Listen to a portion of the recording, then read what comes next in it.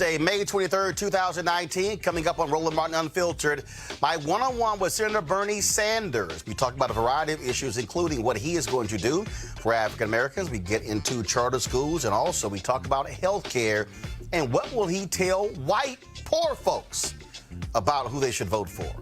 Don't want to miss that conversation. Plus, the question is college worth paying back hundreds of thousands of dollars of student loans? But the conversation that we're going to have today is not about Robert Smith spending $40 million paying back the loans of the class of 2019 in Morehouse. The question is, are students making bad choices as to where they go to college, and are they not considering better alternatives when it comes to where they go to school and what their majors are, what their careers are going to be? We're going to have a conversation that every single person with a child needs to hear about college. Plus, in Tennessee, House Speaker Glenn Casada is stepping down from his position after racist and sexist text messages between him and his former chief of staff were leaked to the media. Plus, that nutcase Candace Owens was actually in a debate against Dr. Cornel West, my frat brother, on Fox News. Really talking about Trump, race, and the economy? Grown people should not do children like that. I'll deconstruct it. It's time to bring the funk on Roland Martin Unfiltered. Let's go. He's got it. Whatever the miss, he's on it. Whatever it is, he's got the scoop, the fact, the find. And when it breaks, he's right on time and it's rolling. Best believe he's knowing. Putting it down from sports to news to politics. With entertainment just for kicks, he's rolling.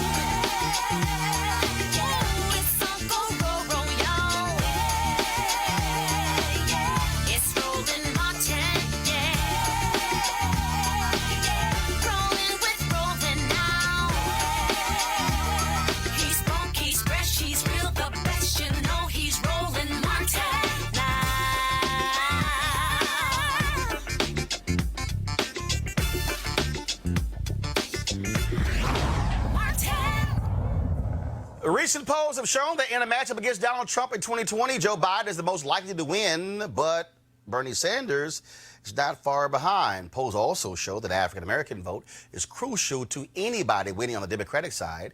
So the question is, what is Senator Bernie Sanders offering for African-Americans? Well, earlier today, this morning, I had a Skype conversation with him. We talked about a number of issues, including health care, economics, education for black folks, and what is he going to say to these broke-ass poor white people who keep voting Republican? Here's my conversation with Senator Bernie Sanders.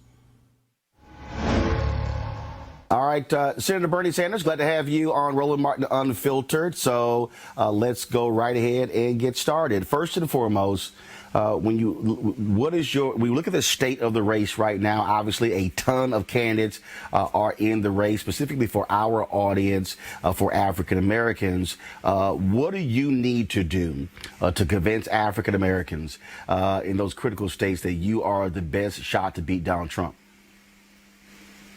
Well, let me just tell you, we just returned from a trip to South Carolina, North Carolina, Georgia, and Alabama. We had great responses from the African-American community and people in general. And I think the reason for that, Roland, is we have an agenda that speaks to the needs of workers, to the needs of the African-American community. And that is an agenda that says that in a nation, we have an economy and a government that works for the 1%. What about an economy and a government that works for all of us? And in the midst of massive levels of economic disparity in the nation, it is even worse within the African-American community. So I think if you look at my agenda, which says every American is entitled to health care as a human right, and we've got to join the rest of the industrialized world, and we have to deal with the disparities in health care in the African-American community. You have an infant mortality rate of 2.5 times in the black community compared to the white community. You have black mothers dying at a much higher rate than in the white community. You have black families unable to access health care at all at a much higher rate than white community. So we need an economy and a government that works for all. We need to pay a special attention to the minority communities who are getting a very raw deal right now. So how, though, do we deal with what is structural? Because the reality is, when we look, this is the year of return, 400 years when 20-odd Africans arrived in Virginia in August of 1619. When we look at all the sectors in our economy, even though unemployment is at its lowest rate for African Americans, it is still twice that of the rate. A white high school graduate can make more money than a black college graduate. When you look at housing, when you look at, all of the indicators, African Americans lag far behind. So what can you do as president to specifically deal with what is structural that has been in place for centuries that has negatively impacted African Americans? Well, in terms of health care, for a start, where there is enormous disparity. Number one, you guarantee health care to all people through Medicare for all, but that's not enough. You have to deal with the disparities within the healthcare system. That means we need more black doctors, we need more black nurses, we need more black psychologists and social workers. We need to pay attention to those communities that are oppressed the most. In terms of housing, we need to pay attention to those communities in this country which are distressed, where gentrification is wrecking communities. People are being driven out of the homes that they grew up in, that their families grew up in. And that means that we pass legislation to protect working people in the homes that they have lived in forever. Also, that we build affordable housing. In terms of education, it means not only do we make public colleges and universities tuition free, we significantly increase funding for the HBCUs to make sure that they thrive and young black people can get the education that they need. It means that we target federal resources.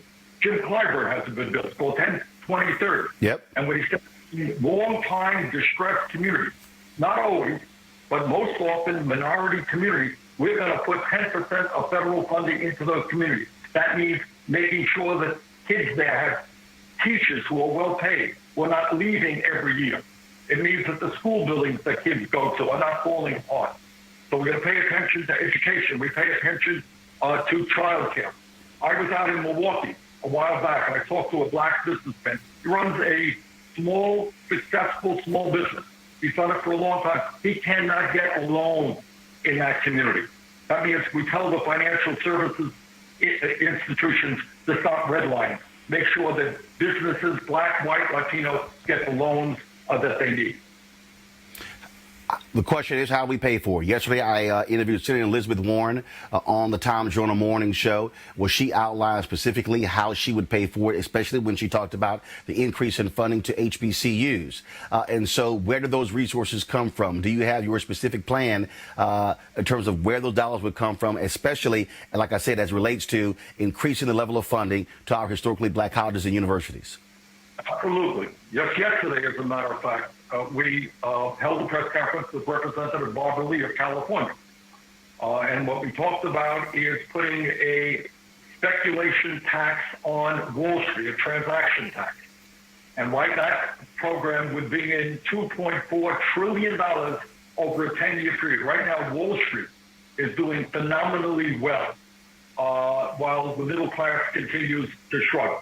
So if you want to make sure that all of our kids have the opportunity to go to college, if you want to make sure that we reduce student debt, which is particularly oppressive for African-American and Latino kids, then what we need to do is get the revenue, and one very progressive way is putting a tax on Wall Street speculation, $2.4 trillion over a 10-year period. I believe that every kid in this country has the right to a higher education regardless of the income of his or her family, and we have the money to do that. So we repealed Trump's tax breaks for the rich. We passed this tax on Wall Street. We will have more than enough money to make sure that our kids get the education that they need. When we talk about education, there was a tweet that you sent out this week that I saw it, other people talked about it, where you spoke about charter schools. I asked you, as a matter of fact, this question in 2016 in the town hall that I did with TV1 and CNN. And what jumps out at me is this interesting, is that 90% of all kids are in traditional public schools, 10% are in public charter schools. Yet there's this perception that somehow charter schools have created the problem for the 90%. We did a poll of African Americans at TV1 where 70+% 6% of black parents said they absolutely would enroll their kids in charter schools and support vouchers. Black parents, we saw what happened to Andrew Gillum in Florida. The percentage of black women who voted against him for the Republican candidate, and many attribute that to charters as well.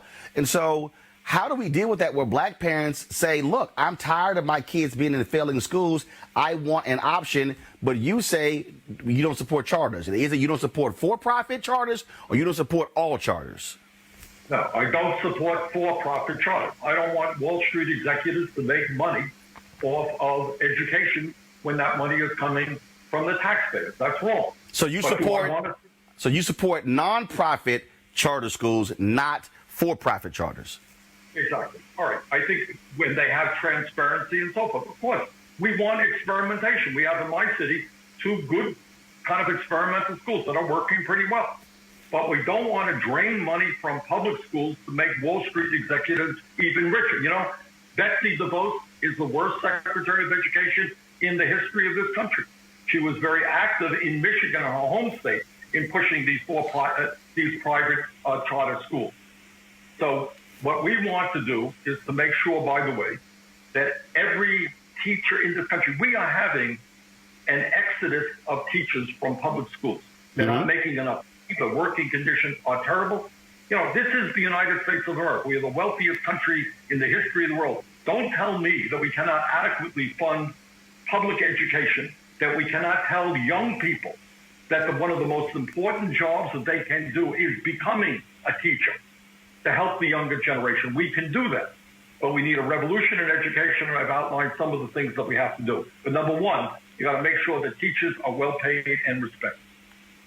When we talk about education as well, we know what's happening on what's happening with colleges. One of the issues that jumps out is also the discipline issue in schools, the school to prison pipeline as well.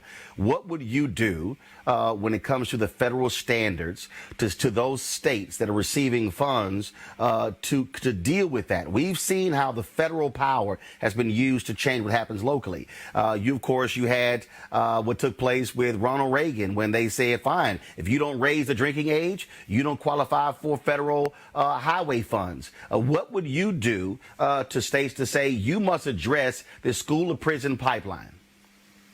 Absolutely. And I think your point is well taken. And that is the federal government has enormous leverage to be used in urging and demanding that the states do the right thing for people who are hurting. And that is exactly what we will do. Look, in terms of the pipeline, you got failing schools, you have kids who are dropping out, you have kids who are standing out on street corners, and then we're shocked when they do destructive things to themselves or to others. And what I have said over and over again is that at a time when we are spending, Roland, $80 billion a year at the federal, state, and local level to lock people up, it makes a hell of a lot more sense to me that we invest in our young people in jobs, so the kids learning the skills that they need to go out and make a middle-class wage, that we invest in education. If we have the teachers and we have the mentors, kids should not be dropping out of school. If we make public colleges and universities tuition-free, we open a pipeline up, not down. So instead of investing tens of billions of dollars in jails, and we're working really hard in criminal justice to cut back on the number of people who are arrested and who are put in jail, let's invest in kids, in education, and in jobs. But all of these things are tied together. It also means ending the so-called war on drugs, which has disrupted and hurt millions of people over a period of time. You're looking at a guy, when I ran last time, I said, a little bit insane that we have federal laws that equate heroin with marijuana. And we're making progress in decriminalizing or legalizing marijuana. and in fact, in some cases, expunging the record. Speaking of people arrested. Speaking of marijuana, states are obviously passing various laws legalizing marijuana. One of the things that we're seeing from black state legislators is they want exceptions to be made specifically for African Americans, saying it was black folks who were most impacted by these marijuana laws, and they want to ensure that when it comes to dispensaries and other ways that African Americans are being taken advantage of the economic side of the marijuana industry. Do you believe states like New Jersey and New York and Maryland and others should ensure that African Americans are getting their fair share when they were disproportionately impacted by being thrown in jail by those same marijuana laws? Now you have largely whites making millions and billions off the industry where black folks were thrown in jail. Yeah, and not only is I agree with you, absolutely. And not only that, you have very large, profitable corporations now. It's not small businesses. There's big money interest moving in to the marijuana area. Your point is well taken. It turns out, based on the studies that I have seen, that the African-American community and the white community do marijuana about equally. But if you're an African-American, you are 6 times more likely to have been arrested for possession. The African-American community has been severely hurt by those actions. And that's one of the reasons why disproportionately the people in jail today are African-American or Latino or Native American. So your point is well taken. And I think given the fact that the African-American community has suffered the brunt of this war on drugs, now that marijuana is being legalized, they have a right to start making some money from that. Absolutely. Let's talk about something that I raised with you in the last year, and that is, and I've been believing this. In 2009, I talked about this notion of white fear. We're living in white minority resistance. That I believe that when you look at what's happening with the attacks on immigration and other areas, you have this fear of the changing America, the look of America, the demographics of America. And what are you going to say? You talked about being in South Carolina and talking, African Americans and others, but are you going to go specifically to those places and look white folks in the eye, look at these red states where they're broken, where they're sick, and say, you are sitting here voting against your own economic interests. You're voting against folks or people of color when you're in the same situation. I believe that white Democrats have to look white Americans in the eye and be truthful with them and say, enough of this nonsense, what's going on in this country. You should stop being fearful of this changing America and embracing what's going on. And so can you speak to that, looking those white voters in the eye and being honest with them and saying enough is enough? Roland, if you check out my schedule, where I have traveled, I work very hard against the Republican effort to repeal the Affordable Care Act. And if you check out where I went into Trump land. That's exactly where I went. And I went with Senator Nina Turner. I think you know Nina. Yep. All right. And Nina and I have traveled all over this country, and not just to black community, but to white community. Because here is the point you are making, as I understand. It is not just Trump. Trump is not smart enough to think of this himself. This is what demagogues have always done. What have they done? They always pick on a minority. Maybe it's black, maybe it's Latinos, maybe it's gay people, maybe it's Jews. You name the minority. And then you rally the American people and you say, you know what? Or people all over the world, you say, you know what your problems are? It's because of gypsies or Jews or blacks or Latinos or gay people. That's what demagogues always do. And what our campaign is trying to do, kind of in an unprecedented way, I think with some success, we got 1 million people who have volunteered in our campaign. And they are black and white and Latino, Native American and Asian American. They're gay, they're straight, they're native born, they are immigrants. So get back to your point. It is unbelievable to me that we have communities all over this country where white families cannot afford health care, they cannot afford to send their kids to college, they cannot afford decent housing, and they're voting for right-wing Republicans who stand in opposition to everything that they need. So to answer your question, if there's any motif in our campaign, it is to end this insane division that Trump is trying to sow, bring our people together around a progressive agenda and an economy and a government that works for all of us and not just the 1%. I want to ask you, I did an interview a couple of months ago with Representative Kia Morris, former Vermont Representative Kia Morris.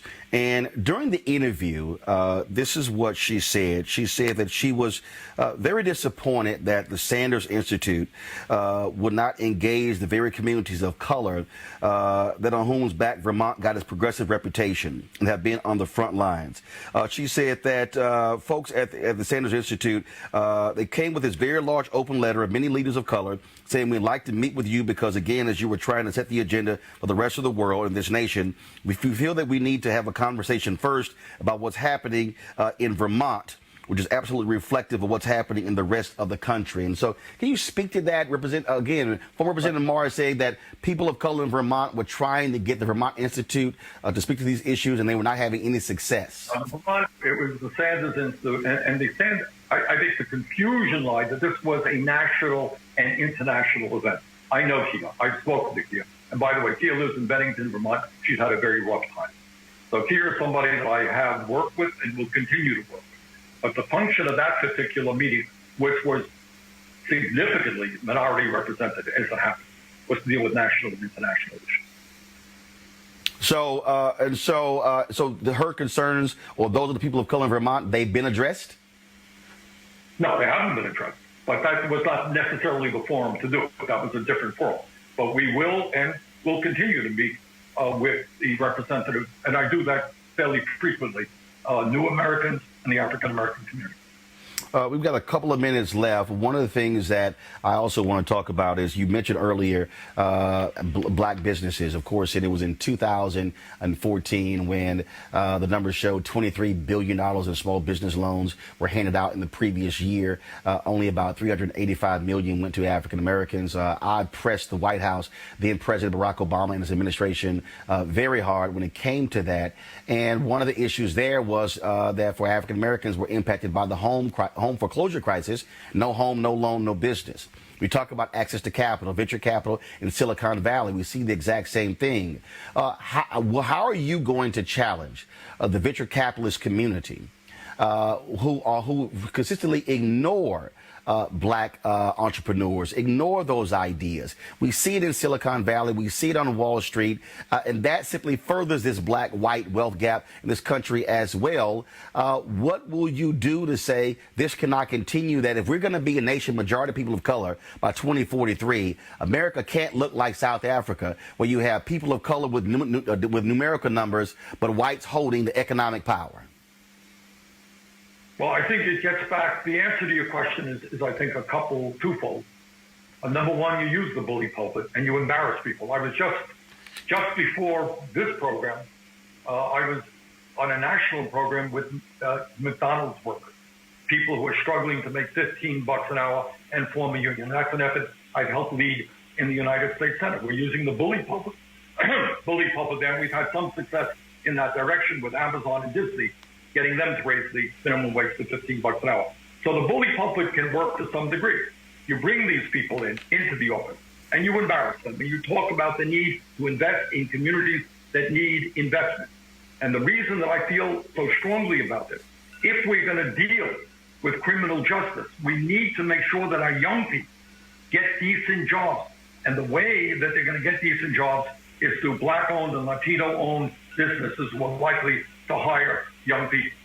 Second of all, getting back to this legislation that Clyburn has been pushing. And that means we invest significantly in distressed communities. And if some of these big companies, these white-owned companies, think that they're going to line up at the federal trough and get federal grants without doing the right thing for distressed communities, they're wrong. It gets back to the point you made early on, using the power of the federal government to demand that we have policies that work for working people and for people of color. The only thing I would say this, and I know we're out of time, is that the Clyburn Amendment, I know it well, the 10, 20, 30, 10% of federal resources are going into those counties where 20% or more of the people have lived below the poverty line for 30 years. It's about 400 plus counties that qualify for that. And I've been pushing that for about 9 years now with Congressman Clyburn. 2/3 of those counties are in Republican congressional districts. So you're dealing with a lot of white people in those districts who are also poor. So, and so that's also, I think, one of those interesting things that, again, so that amendment would also really be helping, frankly, more poor white counties than people of color. But hopefully that Congress will see the need for that, because, yes, the money should go where the need is as opposed to where it is now. Yep. And we, instead of giving tax breaks to billionaires, let's pay attention to the distressed communities. Let's help those businesses that are creating jobs, small businesses, minority-owned businesses. Let's make sure that every kid in this country gets a good education and the opportunity to go to college. So I think the Clyburn Amendment is a good framework for that. And all I right. support it. Senator Bernie Sanders, always a pleasure. Thanks a lot. Thank you, Roland. All right, folks, let's talk to our panel. Dr. Greg Carr, Chair of the Department of Afro-American Studies, Howard University. Eugene Craig, CEO, Eugene Craig Organization. So, gentlemen, your thoughts on what Bernie had to say, Greg? Well, Roland, that was the most focused interview with Bernie Sanders has given that I've seen with a person of African descent about our issues. I thought the charter school point that you raised was very good. He was very clear. It's not about nonprofit charter schools, public charter schools. It's about that for-profit piece, delinking corporate wealth. And on a day when Donald Trump just handed out $16 billion of our tax money to farmers in his trade war with China, I thought it was very important that you continue to push him on this theme of how we use federal government to improve the lives of everyone, not just education, but as you dovetailed there at the end, the question of raising people out of abject poverty that is as a consequence of this extreme wealth inequality. It was a good, solid way to have Sanders address the racial elements of wealth inequality and income inequality. So that was very powerful. This is a great, hard-hitting interview. It's the first time Bernie's not able to duck and dodge black issues, issues that affect black people, and get answers from him on issues that affect black people. I mean, he did try there towards the end to fall back on his, we want to deal with wealth inequality for everybody or poverty for everybody. But here he's talking to a black audience, and when he's talking to a black audience, he needs to address things that deal with black people. He needs to address the situation with Rep. Nakia and Vermont. He needs to address the situation of capital going into black businesses. I know it's kind of runs antithesis to his platform and some of his core beliefs. But if we're going to have a serious conversation about black economics and raising the black community's economic status, a lot of that's going to come from the development of black economic development and black business. There has to be a firm discussion about capital going into the black community. I'm looking on Instagram, and so somebody going by Real Brother Radio Network said Roland is wrong about South Africa and Obama's $27 trillion deposited into the Fed Bank and Treasury, not helping blacks. Of course it did. First of all, you know what the hell you're talking about. The reality is South Africa right now has an extremely high black unemployment rate. I interviewed Winnie Mandela a few years before she died. She talked about the issues with the young African Americans who were in who were in school fighting apartheid. One of the reasons why you have high unemployment rate is because of the literacy rate now, because they were fighting apartheid. You also have the problem in the country where whites still dominate the wealth in South Africa. Exactly. The reality is that if you look at the wealth gap in America right now, the average white family has about $150,000 to $160,000 in wealth. Average African American family has $5,000. In 24 years, America is going to be a nation majority of people of color. The reality is those trends are likely not to change. So what is going to happen by 2043? You will have a nation, 53% people of color, 47% white, and white folks will still hold the majority of wealth in the country. So you don't know what the hell you're talking about. The second thing, what you don't understand, is go read the Wall Street Journal article from March of 2014. It ran on a Saturday. It said $23.09 billion in small business loans were handed out all across the country. 1.8%, $385 million went to African Americans. Yes, it was a story across the fold of the Wall Street Journal. It ran on the front page. The reason I know that, because I was flying to Raleigh, North Carolina for the Radio 1 Women's Empowerment Conference, read it, went to my hotel, immediately emailed the White House saying I want somebody from the SBA on the Tom Joyner Morning Show on Monday to discuss this. They couldn't find anybody, and the SBA avoided me for 90 days until June, when I sat in the White House and, in an off-the-record conversation, challenged President Barack Obama on the very issue. So you don't know what the hell you're talking about. This is why I'm where I am, and you are commenting on YouTube. I mean, I don't understand these people who don't quite understand that the fundamental issue that you have here is for African Americans, largely our wealth is a result of homes. You get a home foreclosure crisis in America, but guess what? No home, no loan, no business. And the issue is still there. You have African Americans with strong business plans. You cannot grow capacity if you don't have wealth. Also, radio, whatever the hell your name is, there are 2.6 million black-owned businesses in America. 2.5 million of them have one employee. The black-owned businesses in America right now are doing, on average, $54,000 in annual revenue a year. So we've had a 700,000 increase in black-owned businesses, yet we had 1.9 million black-owned businesses. The average revenue was $110,000. So here we have an increase of 700,000 black-owned businesses, and we still have only 100,000 of them with more than one employee, and they're averaging 54 grand in revenue. That's not how you change economics in America. No. And Roland, it's funny you mentioned that South Africa. It's one of my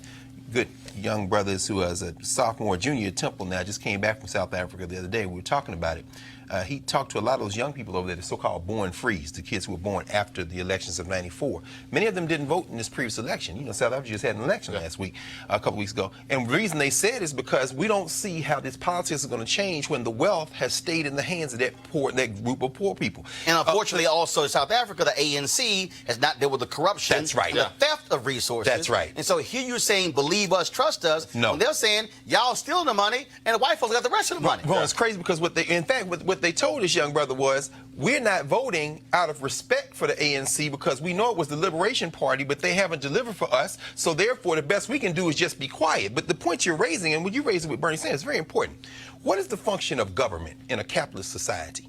When you look at the fact that Donald Trump floated the idea of a $2 trillion infrastructure package before he stomped out of his meeting yesterday, which of course he never intended. Yeah. But when you go back to Roosevelt and the New Deal, you go back to the Great Society, it is that infusion of public dollars that allows people to begin to fight their way out. Can you get a loan? Can you get a living wage to buy a house, to do something like that? But what happens in a capitalist society when government isn't doing its job? You have this extreme wealth transfer. You have the huge tax cut that can't be paid for. And so when you ask Sanders, how are you going to put a floor under people, his answer, which, you know, socialists will give that answer, but what he doesn't understand, well, what he's begun to understand now is that there's a racial element involved. Yes. And without dealing with that, capitalism is racial capitalism. In and Eugene, for the white folks who are in South Carolina, Mississippi, Alabama, who are running around talking about lower government, when more than half of their damn state budget is reliant on federal government, shut the hell up. I follow quite a few of the reps in the state senate of South Carolina. One of them was recently ranting about how about $9 billion of their state budget comes from the federal government. And I'm just like, hey, if you grow your economy, you know, you may not have that. You may not have that issue. But you make a very valid point here. You know, when it comes to Bernie Sanders, he's 5 years into this game at this point. You know, he should have a firm grip after running in 2016, serving United States Senate with the transition and the political climate that we've gone under the last 10 years, you know, things that affect black people. When it comes to the society that we live in, there has to be access to capital. There has to be rules in place by government on how that capital works, not how it works, but right, parity, fair, you know, fair playing field. When you have what we have going on now today, where you have Donald Trump, you know, essentially giving a $16 billion bailout to a bunch of white farmers that, you know, he's slapping them and then giving them $16 billion plus the previous 12. So now that's $28 billion. So almost $38 billion in corporate welfare. They'll call it what it is. Right, that's exactly what it is. It's corporate welfare, you know, that literally is just going to end up in the hands of China anyway. And he's lying when he says China's paying for it. They're not. They're not. American taxpayers. Just like American taxpayers paying for that damn wall. Yep. Or that fence, whatever the hell it is. It's a wall, it's a fence. It's a real quick. Yeah, but long story, not so long. In order for, you know, Black America to rise up, to move forward, it has to be a good injection of compassionate capitalism. Got it. With actual capital backing it. All right, folks, going to go to break right now. We come back. We're going to talk about college education, making real decisions when it comes to college education. And also in Tennessee, the Speaker of the House is going to resign. Why? Because of racist and sexist text messages. He said, I'm not going to quit. Your ass about to go. This is Roland Martin Unfiltered. Back in a moment. You want to check out Roland Martin Unfiltered? YouTube.com/Roland S. Martin. And subscribe to our YouTube channel. There's only one daily digital show out here that keeps it black and keep it real. It's Roland Martin Unfiltered. See that name right there? Roland Martin Unfiltered. Like, share, and subscribe to our YouTube channel. That's youtube.com/Roland S. Martin. And don't forget to turn on your notifications so when we go live, you'll know it. All right, folks, they are back. The team at marijuanastock.org has another great investment opportunity. If you were lucky enough to invest in the last crowdfunding campaign they had, you know they raised over $1 million in just a few months investing in legal marijuana farms. Well, those initial investors now own shares of a publicly traded company. They are certainly moving in a big way. Now, last time, of course, many of you missed it. Now's the time for you to invest this time around. And here's some good news. We have a new investment opportunity that is as good, if not even better, than the last one. I'm talking about the hemp industry. For years, hemp has been primarily used for industrial purposes as it is capable of producing hundreds of crucial resources like paper, clothing, building materials, biofuel, food products, oils, and much more. Now, until recently, hemp farming was practically illegal in the United States. Also was heavily regulated by the DEA. However, the 2018 Farm Bill recently passed in Congress, making it legal to grow hemp in the United States. It is creating one of our country's newest commodities. This opportunity gets even better than that. For those who don't know, the hemp plant is also the non-psychoactive cousin to marijuana. The hemp plant has a higher concentration of CBD than marijuana, which means hemp gives you all of the medical benefits of marijuana without getting you high. Now, all of this makes for an incredible growth opportunity, and that's where our good friends at 420 Real Estate come in. Their business model is simple. They buy land that supports hemp, grows operations, and leases it to licensed, high-paying tenants. Now, you can invest in this crowdfunding campaign for as little as $500 and as much as $10,000. Now, like I said, I'm not going to miss out. You should not miss out as well. To invest, go to marijuanastock.org, marijuanastock.org, to get in the game, and you can do it now. All right, folks, let's now talk about a crucial issue, and that is one of money. And a lot of people are talking about what took place in Morehouse College on Sunday when Robert Smith, the richest African-American in the country, said he was going to pay off all the debt for the Morehouse class of 2019. They're estimating that could be around $40 million. Now, it was really interesting to me is seeing these people write these columns saying, oh, is that right? Is it fair? Or is really not that major of a deal? Or I saw one piece by Splinter saying, well, this is not really a heartwarming story. All y'all can go to hell with that BS. Here's the deal. There's $1.5 trillion in student loan debt in America. That's more than we owe for cars, credit cards, and second only to mortgage debt. Now, April 2019, the Wall Street Journal showed that the median HBCU alumni had roughly $29,000 in student debt by the time they graduated. That's 32% higher than the median for students from other four-year schools. Now, you might say, well, we're about to talk about college debt. Actually, we are not, because I want to actually have a different conversation. And this conversation I want to have deals with the issue of, are we making right choices for where students go? Two, are these students making the right choices when it comes to majors? Let me unpack this. One of the reasons why I want to talk about this here, because when I was reading one of the stories about the Morehouse students, one of them said that before graduation, he was looking at owing $200,000, and he was a sociology major. So I'm reading the story, and I'm going, you're a sociology major. So what job does he plan on getting when he graduates? And what is the earning potential of that job over the course of 10, 20, 30 years? And if you factor that in, why would you go to Morehouse? Because it's private. Now, a few years ago, New York Times had a story about this young lady. She went to Ohio Wesleyan. She incurred about $150,000 in student loan debt. Her parents could not qualify. First of all, they made too much money to qualify for federal financial aid, so her parents took out private loans. The story talked about her working a couple of jobs and trying to make ends meet, and she was just angry and upset because she majored in English. Her plan was to be an English teacher. So I'm reading the story, and I'm going, why in the hell did you go to a private school to be an English teacher. You get 150 grand in debt. So I got one more story so you can understand this. And that is, I was hosting a panel at the Howard Theater in 2016. And we're on the panel. So brother jumps, no, I'm sorry, it was in 2012. Brother stands up and he says, I'm not going to vote for Obama because of student loan debt. And we're like, what the hell they got to do with voting for Obama? The brother says, I've got almost $200,000 in student loan debt, and I'm never going to be able to pay it back. I said, okay. I said, what is it that you're going to college for? I want to be a university professor. That's what he says. I go, okay.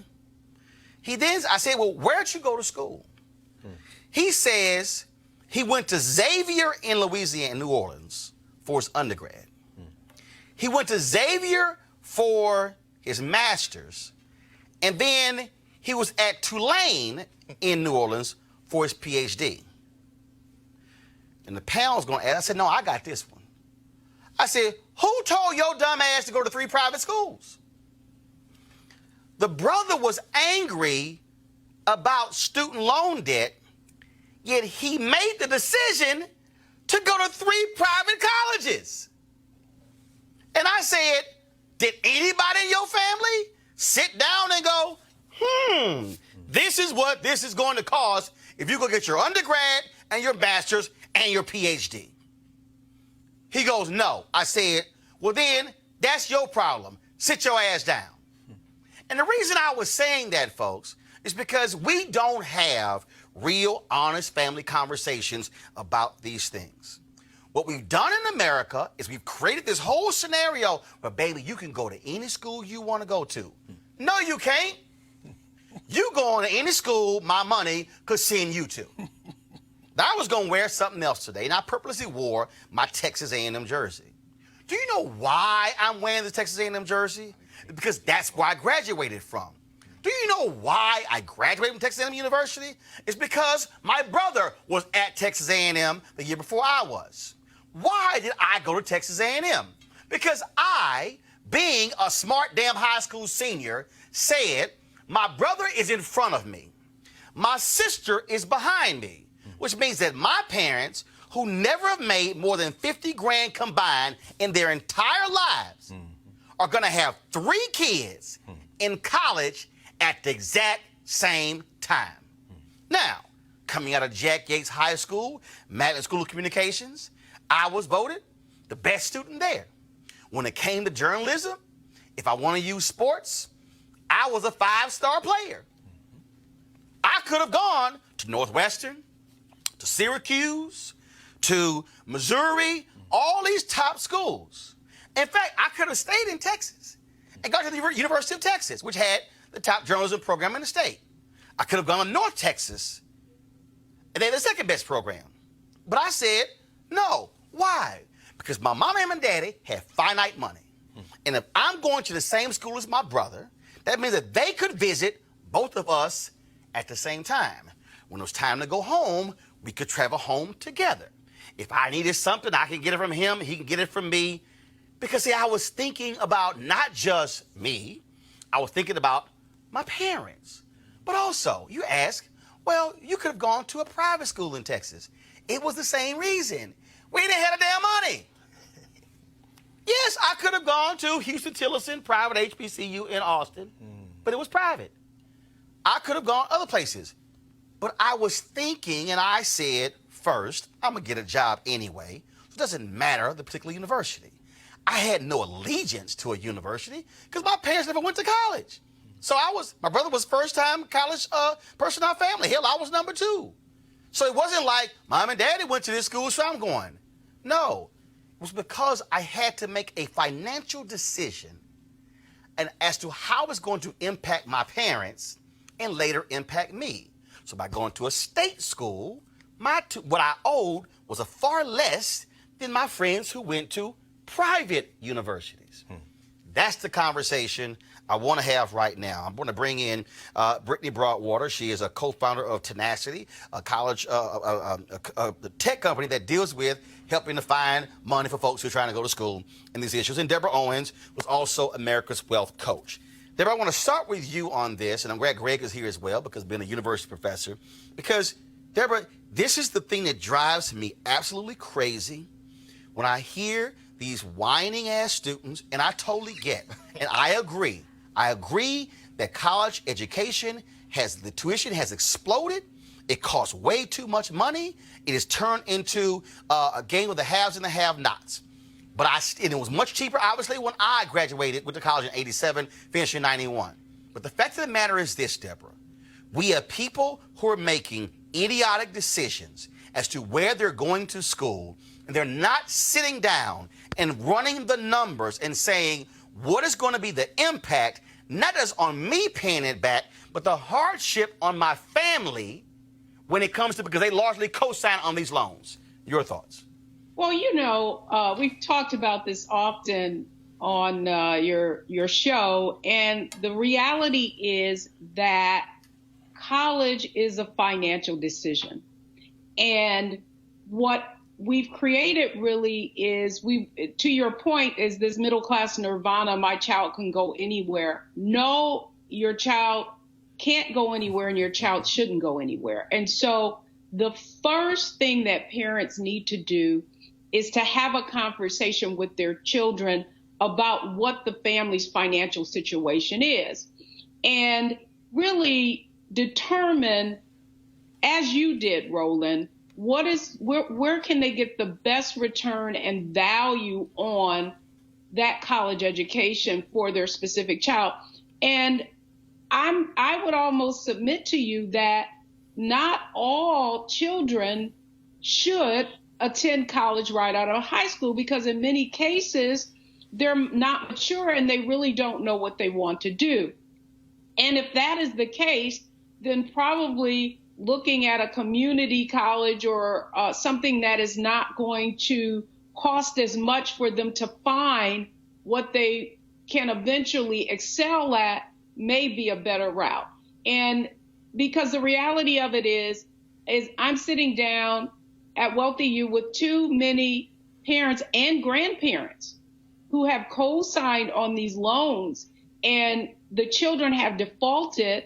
And now when they can least afford it, they're still paying back those school loans because, as you know, the school loans, federal student loan debt is one of the few debts that you cannot charge off in bankruptcy. Brittany, I want to bring you in here. And again, I'm not trying to throw water on people who want to go to an Ivy League school or a private school, but my problem is that people are not thinking about the economic impact on them and their family. If you want to be a teacher, you have to say, this is what a teacher earns. And if I'm going to a private school versus a state school to be a teacher, the reality is, whether I go to the state school or the private school, it's really not going to make that much of a difference when it comes to the classroom. But I got to factor in the difference between owing 50 or 60 grand and 150 grand. Sure. Yeah, absolutely. But I think we have to really think about where all of this starts. And it really starts at what we in the academic space call the college knowledge gap, which is just like any other information gap. It's where in 6th grade, if you are coming from a community that is very familiar with college and how college and financial aid works, then you are starting to be groomed to think in that way in 6th grade. But if you are a community that is disproportionately affected by the college knowledge gap, which would be low-income students, first-generation students, Native American, Native Hawaiian, then you don't have access to that same information. You don't have somebody in your household who has necessarily gone to college and is familiar with this financial process. Yep. And you're also affected by the system, where you are probably going to a school that has 498 students for every one counselor, versus somebody in a different community that may have 250 students for every counselor, right? So all of these factors are leading to this college knowledge gap, and it affects not just the students but also the parent, right? Because if I'm a student who's in a low-income area in the first place, it's likely that's where my parents came from, and they don't have the knowledge themselves. And so really, as a country, that is where we should be focusing our resources and closing this college knowledge gap. Greg, when I mention the majors, that's what drives me crazy. when I talk to my nieces or I meet people, and they say, I'm going to major this. I go, no. What are you planning to do? Right. Then they say, well, no, I'm going to major. I say, no. No. What are you planning to do? Like, what job does that major lead to? Because for me, and I said when I was speaking at Stanford, one person got mad. I didn't give a damn they got mad. I said, let me be real clear. College is about getting a sheet of paper. Right. Now, I said, this is no disrespect on anybody who's a professor or all the other sort of stuff. I said, I don't want to hear none of that stuff about what you learn. I said, no. This is to get a sheet of paper to be able to say, when you go get a job, have you graduated? Yes. I have had numerous jobs. I have hired numerous people. I have never asked for somebody's proof of graduation. And I ain't never asked for a transcript. So the deal is, it's a sheet of paper. It's true. Well, Roland, you know, a college degree in some ways is like a driver's license. It's no proof of whether you can drive or not. It's proof of whether you passed the test. First time I got a chance to hear Sonia Sotomayor up close, some students at Howard Law asked her, what would it take to be a Supreme Court clerk? She said, you need to read and write beautifully. You know, I'm of this opinion. As somebody who was first in my family to go to college, went to Tennessee State University, and no TSU, no me. Really, seriously, very low tuition. I worked my way through till I got a scholarship. State institution. Absolutely. Those guidance counselors, the white ones told me, oh, why don't you go? I wanted to go to the black school because I was in the marching band. It was the black guidance counselor at Hillsborough High School that said, you can go there. And it was, my point is this. You could have been a history major at Texas Southern or Prairie View, and you'd still be standing there. Why? Because your skills, you brought that desire with you to Texas A&M. I tell students all the time, unless you're in the hard sciences or some of the things, you know, what you major in is secondary to what you do with your skill acquisition. Stop trying to hustle and get through these classes. Get that reading and writing down. Get that work. And what I see at Howard, what I've seen at Morehouse and Spelman, what I've seen all over the country in the HBCUs, the students who take advantage of internships, the students who work in the summertime at what they want to do, if they're an English major, if they're a history major, if they're a sociology major, but they spent their summers at the Museum of African American History and Culture, or they spent their summer, they get that job because you're absolutely right. That's what you do. But I do agree, finally, cost is important. Do your first 2 years at a community college and transfer into that public HBCU, or get that high GPA and flip it. But if you don't have advice, you're absolutely right. You're going in with blind. Hey, Eugene, go ahead. So I'm actually a product of this. When I was in, senior of high school, I was dead set on going to University of Delaware. Dr. Craig and Mrs. Craig said, "Listen, you have." Okay. Where were you living? I live in Baltimore. You in Baltimore? You plan to go to University of Delaware? I wanted to go For what? I loved it. Yeah. I love the campus. Well, okay, got it. About okay, got it. But the conversation that we had is this: you can go to Penn State, where they met. We'll pay for it. You can go somewhere in state. We'll pay for it. But you go to University of Delaware, you're paying for it. And I looked at that and I said, well, at the time it was about $35K before housing, room, board, or whatnot. And I said, well, you guys can go ahead and pay for this Penn State. No. But I'll ask again. But you want to go to University of Delaware? Why? Well, I like the political science program, and I was going to minor in econ. At the time they were building a mock NYSC floor. Okay. That I thought was absolutely gorgeous. But I was a young, dumb, high school senior, salutatorian, thought I knew everything, and so that was the conversation that we had. But I did have that parental guidance to steer me to a state school where costs are probably dramatically lower. Is he different? But the other thing is this: I do think at some point in the country we have to have a conversation about what's driving these high college tuitions. I mean, college tuitions rising. No. Hold on. We're gonna have that conversation, but I ain't having that right now. Right. I'm trying to stay on here for a reason, because what happens is anytime we have this conversation, we want to flip to that one. I don't want to flip to that yet. Right. I want to come back to Brittany and Deborah on this one, because what I'm trying to get us to do is to begin to sit down with people and have real discussions, Deborah. have real discussions about, look, I know for whatever reason, okay, you're a young black woman and you want to go to Spelman. But the reality is this, we may be able to get you through 2 years at Spelman. But what's going to happen is your third year is going to be economic hardship.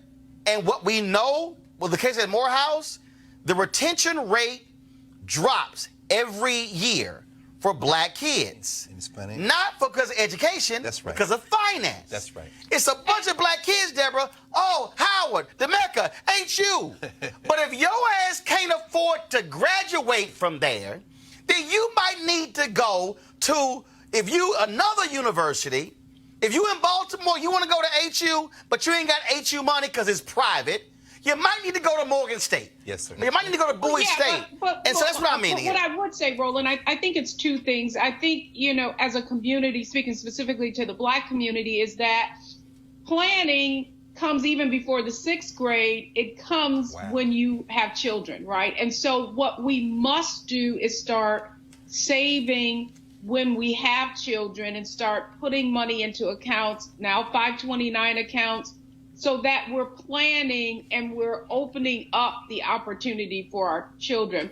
The other point I would make is that if you have an academically gifted child, and I'm sure Brittany will talk about this, there are a number of scholarships out there. In fact, I have a great friend. They literally, if you go into the United Negro College Funds database, they have all of the scholarships that you can apply for, and they basically made it a job for them and their kids. And when their kids went to college, they ended up with an additional $50,000 that they did not even have to use. And so, cost is one thing, but we also have to be strategic and really look at our children and what their strengths and gifts are and begin to position them and take advantage of opportunities that can mitigate and in some cases almost eliminate that cost. So I'd really like for Brittany to talk a little bit about what parents can do and how her tool perhaps helps parents identify those opportunities. But while you're doing that, I want you to do that. But also, I want to deal with the reality of the kid who's not gifted. I want to deal with the reality of having an honest conversation with your child who is a sophomore in high school or a junior or senior, saying, what do you want to do? Because here's what Roland's not going to do. I'm straight up. I got 9 nieces and 4 nephews. Uncle Roro has no plans to send your little ass to college, and you're unclear about what you're trying to do, and I'm spending money while your ass trying to figure it out. Because what I'm not going to do is pay for a 5th and a 6th year. Ooh. I'm paying for 4 or 4.5. But we ain't getting to 5 and 6 because you switching majors and you going here, because the decision to switch majors has an economic impact on the family. And so what I'm trying to get us to do is to understand there's a dollar attached to every decision. Brittany, go ahead. Sure. And I think what it is, it's a matrix. We have to figure out what is the best fit college for you. And certainly finances are a part of that. About 95%. It's a large part of that. But a lot of the issues that we end up with are because we don't actually understand the financial aid process. So the professor here shared, you really should consider perhaps starting off at a community college because it tends to be more affordable. I would say... Oh, don't run over that, because the problem is, I don't care if your ass trying to get away from home. I don't care if your high school classmates going somewhere. Right. Sure. That decision is still an economic and an academic one, and you got to walk somebody through. No, absolutely. But you also have to understand that for some people, going to Stanford University could be more affordable than going to a community college. Right?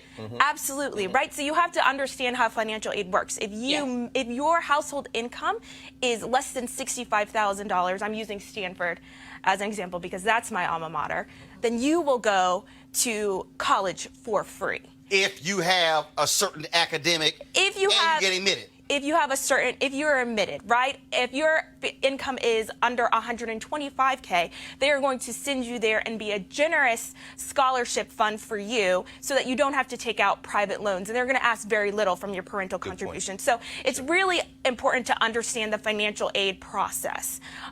For our students that aren't in that top tier and have the opportunity or meet the standards for going to some of our more selective colleges, it's really, yes, about having the appropriate conversations. And having a financial conversation is not even easy for adults to do, right? So let alone children. Our app definitely goes through and actually has a script that you can literally sit down in front of your parents and say, I'm just going to follow this script right now to have this conversation with you. But again, we have students coming from all different backgrounds, and we hear stories even about students culturally that are coming from different countries that want to engage in this process. And their parents say, well, I come from a country where we don't give the government any information about our finances, any of our personal information. There's no way I'm about to give the United States government some of this basic tax or Social Security information. They don't understand that. So we're really having to really address a lot of different barriers when it comes to this knowledge gap. And I'm pushing so hard on this. I'm pushing so hard on this because, again, sure, you have all these candidates who are talking about college should be free, but it ain't happening next week. No. And it's not going to happen in the fall, and it's not going to happen by the fall of 2021. So we have to be real about this. We have to be real with these expectations. And I'm so adamant about it when it comes to career, but also when it comes to college, because look, I look at my sister. My sister and her husband, they got 4 kids. Okay, she's a Texas A&M graduate. He got his master's from there. I'm an A&M graduate. My brother's an A&M graduate. My wife's sister's an A&M graduate. I've got several cousins, so they're probably at least 10 black Aggies, which is rare in our family. They live in College Station. Okay, their 4 kids were raised in the Texas A&M ecosystem. The first one, does she want to go to A&M? Yes. Baylor University, private, offered a hell of a lot more. Her ass at Baylor. Right. The second one wants to major in business. Applied to the Mays Business School. A&M accepted him. Not much money. Seton Hall threw a crazy package at him. He in New Jersey. In Jersey. The third one wanted to get her undergrad and master's at the same time in architecture. Texas A&M only offered 1 degree. Again, it was, I want to do this, not undergrad and get my master's. A&M went off the list. It was down to Howard, Virginia State, Penn State. She went to Howard first, fell in love, I'm going to Howard. Now, me personally, she made a mistake. Why? Because I would have said, no, you're going to go visit the other 2 schools as well. Sure. Then, and what's the financial numbers? Now, granted, my brother, my sister and her husband are going, hey, we got to figure this thing out. But I'm still looking at dollars and cents. Now, fine, you fell in love with it, but I still look at economically, how does it impact? Now, if a parent says, we're going to bear the brunt of the cost, I'm cool with that. I'm speaking of a lot of our folks who don't, first of all, have 2 parents with 2 incomes, who have to make those decisions, Greg. And I want us to learn to, like your parents did, who could have sent you anywhere, to be honest, but they said, look here, Eugene, we cutting the check. So how you feel is one thing, but we also cutting the check. Greg, go ahead. Well, very, very interesting. Brittany, what you raised, that word is very important. It's a matrix. So let's say that she picked Howard for this architectural dual. The network Howard has means that if she goes through that architecture program at Howard, she gets in the front of the line of architectural jobs in Jamaica, Nigeria, Brazil. I've seen it with my own eyes. Same thing for a lot of HBCUs. Engineering, North Carolina A&T.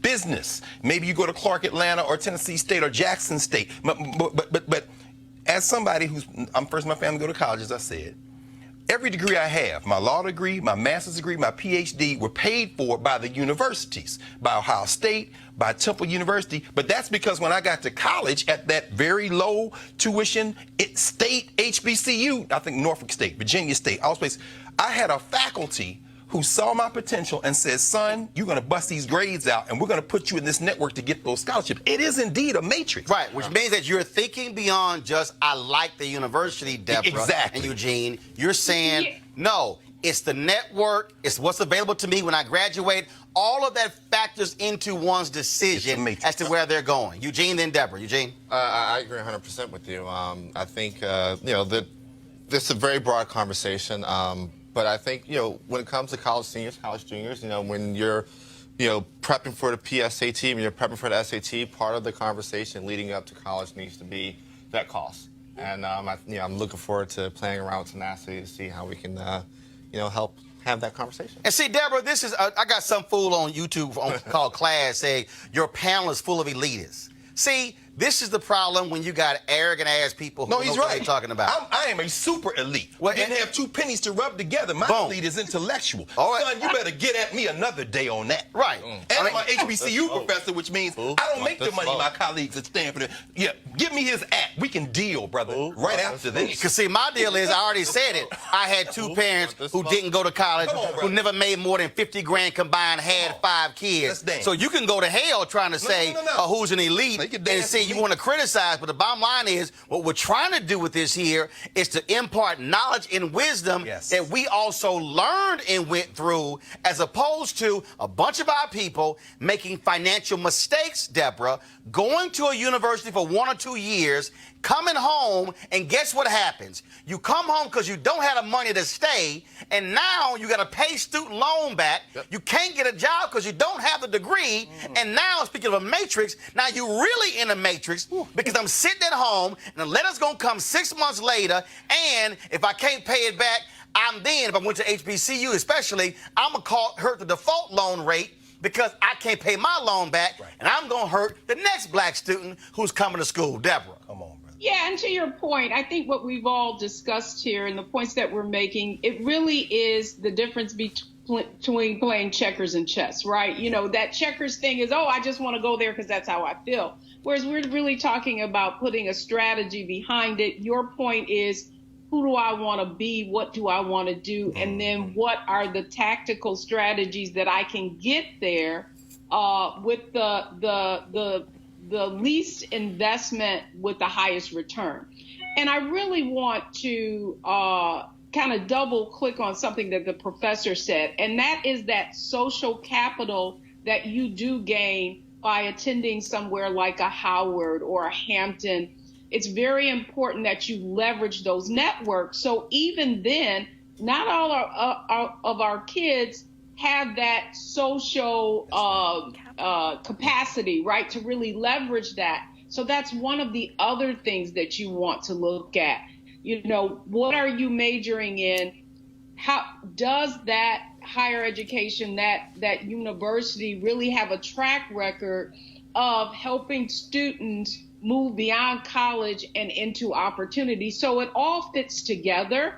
But to the point that we're making is, you cannot just make a decision from emotion or allow your children to do it. They have to understand what resources you're working with, and then what their responsibility is in achieving, once they do attend, you decide on something, what their responsibility is in holding up to that bargain and valuing what it is you've all decided to do. And again, for me, Brittany, the issue that I have here is what I'm looking at. I'm looking at the reality that a lot of African Americans are not graduating from college, not because they don't have the ability or because they flunked out. It is because of finances. And that decision as to where you go to school is directly impacted by those previous years of conversations. Not just your academic study, not the scholarship that you may have received, but it's a question of, again, things you have to think about. For me, I understood that if I chose to go to school out of state, how am I getting home? Where's the money going to come from for me to fly home and to fly back? Where's the money going to come from if I want my parents to come for Parents' Weekend? Where the dollars are going to come from? See, those are things that people think, okay, I want to go there, but it's like, it's some other stuff that's involved here that goes beyond just that. that we have to walk folks through to understand. Yeah, and it's an entire list of things, right? But this is part of that financial conversation that we have scripted out for you, right? So it's not just about tuition and room and board, but also food in some cases. It's also about entertainment. I think a big part of the college experience is all of the people that you meet and all of the new experiences that you have. Are you able to afford that? Are you able to still participate on a campus that perhaps most people are coming from a different socioeconomic background? These are all conversations that need to be had, again, starting at a very, very young age, because to have the conversation 3 months before you actually need to select your college is not the time to have it. This is an ongoing conversation that really starts very early. I'd also like to add for our parents listening that you should never be afraid to ask for more. So once you receive your financial aid package from all of these other schools, you can certainly go back and say, this is still not enough. What can we do? Right. And you'll be surprised how many colleges want to have that conversation with you. And so it's really important to, yes, fulfill the matrix, fill it out and look at all of those things. I'm going to throw a bone to your nieces and nephews and say that it is also important to identify what it is that you love and to really go after that, as long as you have a plan. If you are going to want to be a teacher, if you want to be a photographer, you need to understand what your income is going to look like, and then you need to plan appropriately. But it's, I see a lot of students who also are just making decisions based on money and the type of salary they're going to get once they're out of college, and that's also not a good plan. Again, it's a career issue. I mean, again, look, I was probably about a month or two before I was going to graduate. We're in the car driving. My daddy says, son, you really sure you want to do this journalism thing? Because he was looking at what journalists make coming out of college. I'm looking at him going, you asking me that damn question? After 4 years of college? After going to a school of communications for 4 years in high school? So I've been doing this for 8 years, and you really asking me that question right now? I went, really? Really, dude? Now, again, for me, I understood the long-term deal. I got offered $20,000 coming out of college with multiple internships, multiple jobs, radio, television, and newspaper. I said, y'all got to pay me $22,000. I'm going to take another job. A smaller paper, a vice president of a night reader said, you should work at this small paper here. I'm like, no, y'all too small. Because I knew what my worth was coming out of college. It wasn't less than 20 grand. Took the job, got 3 promotions in a year and a half, went from $20,000 to $34,000 in 13 months. The point is, I understood long term. So now, my daddy and mama living in my house in Dallas, that's paid for. Yes. I'm paying property taxes. They cars paid for. Guess what? Journalism paid off. And now he understands that. But again, and you love to do it. But I was right. Point, yeah. But the point is, I love to do it. I knew what I wanted to do. Yes. So when I went to college, I wasn't just majoring in journalism. Yes. I understood what jobs I wanted to do in journalism. So what angers me is when I talk to college students and I say, what do you want to do? And they go, oh, well, I'm a history major. Okay, but have you thought about what you want to do with it? So when you walk across the stage, we kind of have an idea, because there's one sister who I met at HBCU who, 4 years, she's a chemistry major. She got a chemistry degree. And I'm like, what do you, I said, well, what's next? Oh, am I going to go to dentist school or law school? I'm going, wait. I went, what was the last 4 years in? If you're going to law school to be a patent lawyer, because I went to law school with a cat like that, you've got a plan. But Roland, see, I'm trying to get us to think, be at the planning part. No, but you're raising something that's very important. I hope and I'm glad you said that, Brittany, about doing what we love. Our people came out of enslavement virtually unable to read and write in English. Within a short period of time, Mary McLeod Bethune talked about this before Congress in 1943. They wiped out illiteracy, went in those black colleges, this is the point I'm going with this. The folks who didn't go to college pawned their stuff, went into sharecrop to help finance the education of a generation that would, and that generation had a purpose. The farther we get from that lash, the more we start looking like the rest of these Americans around here, I want to do what's in it for me. No, your purpose is not just informed by what you want to do, it's what's going to also help your community. And if we can just see ourselves clear, give some money to Texas A&M black folk. Give it to a scholarship fund for black students. Give to every HBCU if you give $1, and get our young people in so that I got to know where this app is. Because I got a bunch of middle school students and elementary school students who need to look at it, and high school students.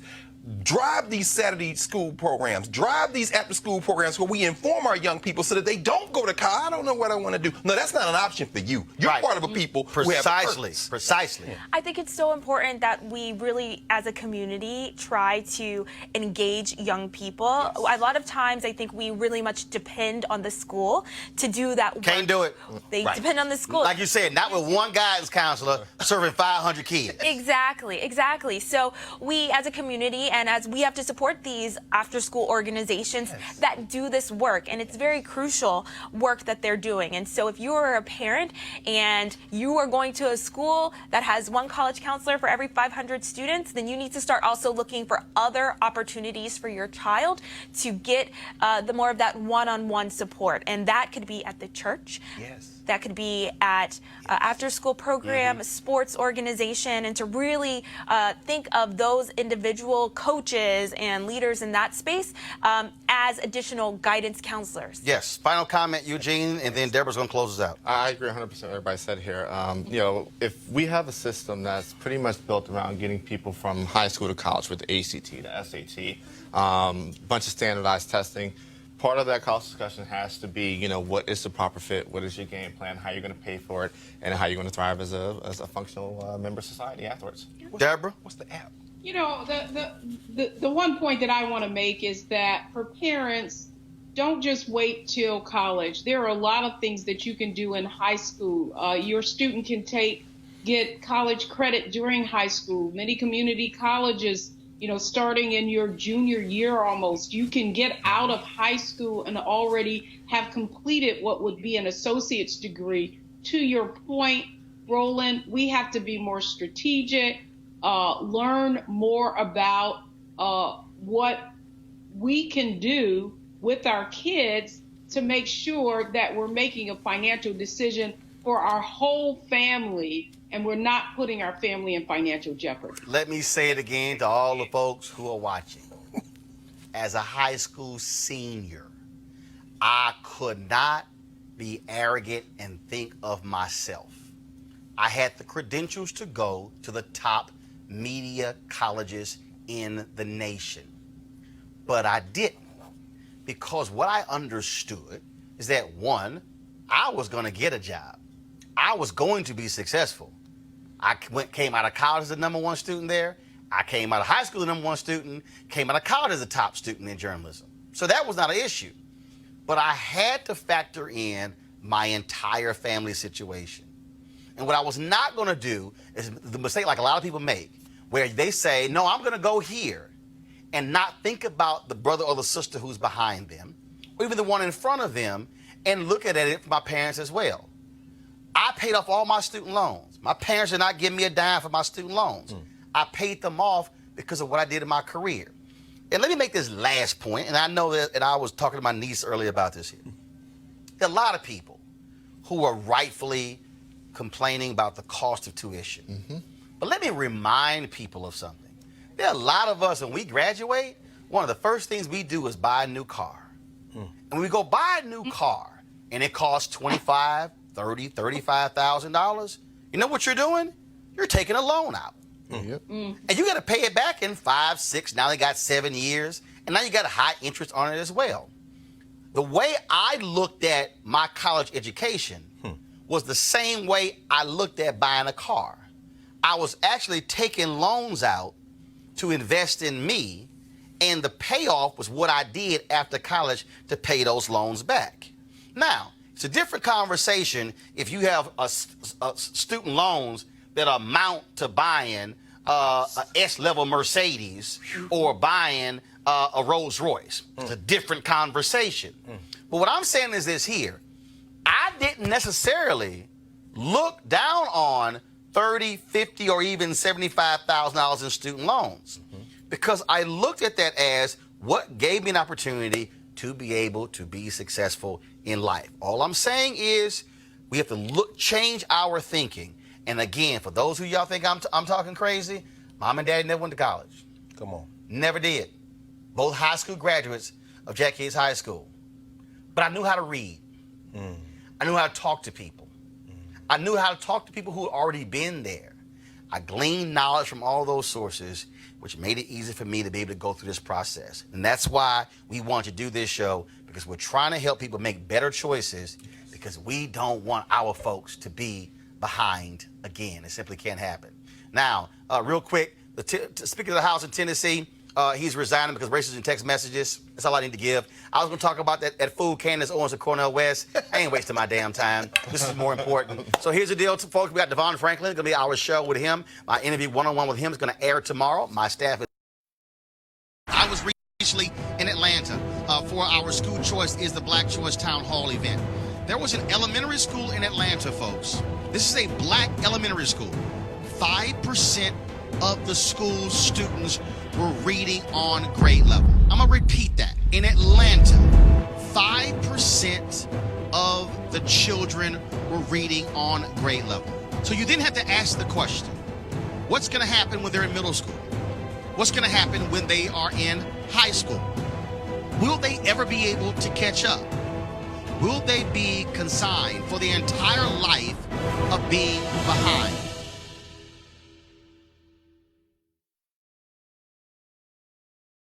You want to check out Roland Martin Unfiltered? YouTube.com/Roland S. Martin. And subscribe to our YouTube channel. There's only one daily digital show out here that keeps it black and keep it real. It's Roland Martin Unfiltered. See that name right there? Roland Martin Unfiltered. Like, share, and subscribe to our YouTube channel. That's YouTube.com/Roland S. Martin. And don't forget to turn on your notifications so when we go live, you'll know it. You want to support Roland Martin Unfiltered? Be sure to join our Bring the Funk fan club. Every dollar that you give to us supports our daily digital show. There's only one daily digital show out here that keeps it black and keep it real. It's Roland Martin Unfiltered. Support the Roland Martin Unfiltered daily digital show by going to RolandMartinUnfiltered.com. Our goal is to get 20,000 of our fans contributing $50 each for the whole year. You can make this possible. RolandMartinUnfiltered.com. Hey fam, want to check out Roland Martin Unfiltered? The blackest show on all of digital, cable, and broadcast. Check out our audio podcast. There's only one daily digital show out here that keeps it black and keep it real. It's Roland Martin Unfiltered. Press play.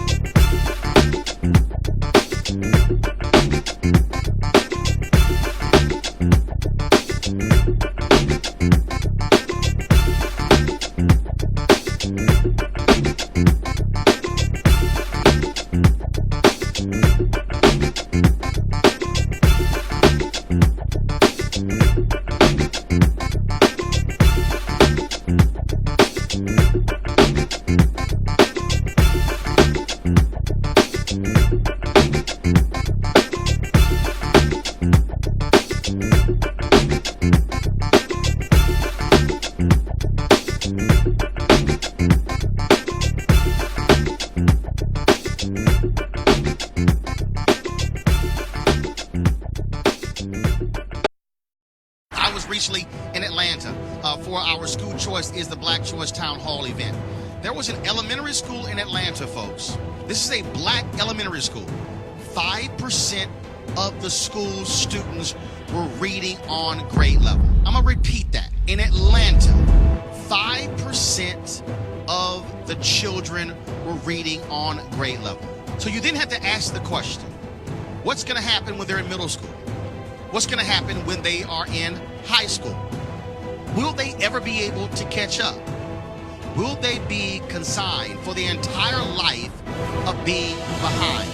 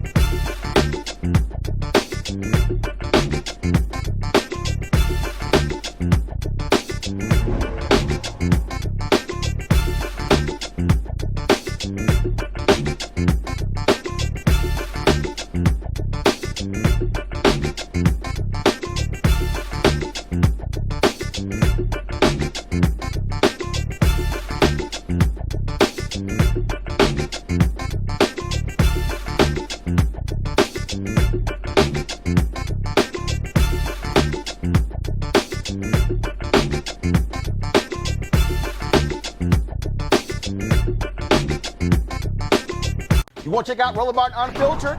YouTube.com/Roland S. Martin. And subscribe to our YouTube channel. There's only one daily digital show out here that keeps it black and keep it real. It's Roland Martin Unfiltered. See that name right there? Roland Martin Unfiltered. Like, share, and subscribe to our YouTube channel. That's YouTube.com/Roland S. Martin. And don't forget to turn on your notifications so when we go live, you'll know it. You want to support Roland Martin Unfiltered? Be sure to join our Bring the Funk fan club. Every dollar that you give to us supports our daily digital show. There's only one daily digital show out here that keeps it black and keep it real. It's Roland Martin Unfiltered. Support the Roland Martin Unfiltered daily digital show by going to RolandMartinUnfiltered.com. Our goal is to get 20,000 of our fans contributing $50 each for the whole year. You can make this possible. RolandMartinUnfiltered.com. Hey fam, want to check out Roland Martin Unfiltered? The blackest show on all of digital, cable, and broadcast. Check out our audio podcast. There's only one daily digital show out here that keeps it black and keep it real. It's Roland Martin Unfiltered. Press play.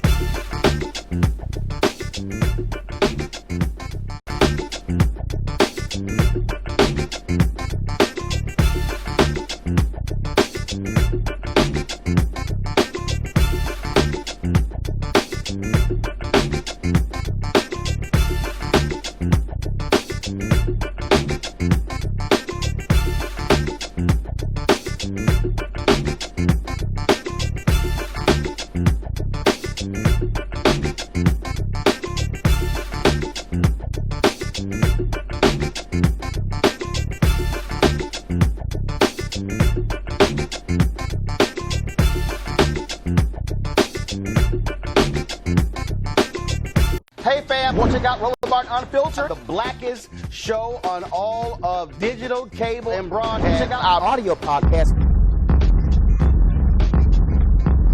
There's only one daily digital show out here that keeps it black and keep it real. It's Roland Martin Unfiltered. Press play. You want to support Roland Martin Unfiltered? Be sure to join our Bring the Funk fan club. Every dollar that you give to us supports our daily digital show. There's only one daily digital show out here that keeps it black and keep it real. It's Roland Martin Unfiltered. Support the Roland Martin Unfiltered daily digital show by going to RolandMartinUnfiltered.com. Our goal is to get 20,000 of our fans contributing $50 each for the whole year. You can make this possible. RolandMartinUnfiltered.com.